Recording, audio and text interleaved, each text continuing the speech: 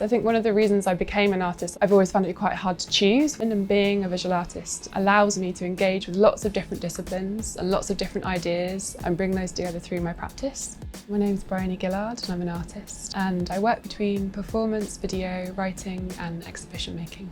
When I was doing my A-levels at a really small sixth form college in Penzance, I came across a book of the video artist Pipolotti Rist's work, and it really blew my mind, particularly some video stills of a work of hers called Ever Is After All. So that moment of finding that book in the college library was really formative for me. I did a lot of research into Ram's online collection, and I came across the seaweed collection, and it kind of took me by surprise because I hadn't engaged with a natural history collection before in my work. The more I looked at it, the more I realised that there was a really interesting relationship to gender going on within the seaweed collections. The really well-known seaweed collectors were women. So I've been looking at Amelia Warren Griffiths' collection, and from these ideas around seaweed collectors and gender, I started to think more broadly around if there is a relationship between seaweed and feminism and seaweed and gender more widely.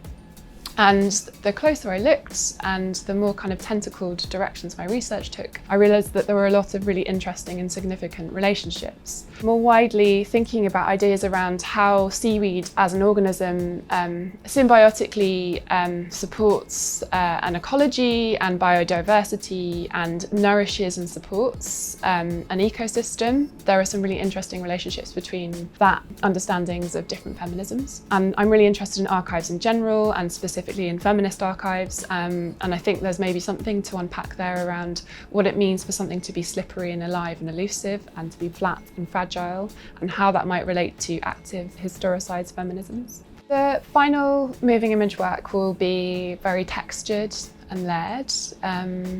I'm really interested in exploring the materiality of seaweed through moving image. I think the really exciting thing for me, because it feels like such a rich territory, is that this is maybe just the first chapter. So the moving image work that I'm making for RAM will be kind of the culmination of my research, but it's also maybe just the first chapter in an ongoing project which I'll continue to work on.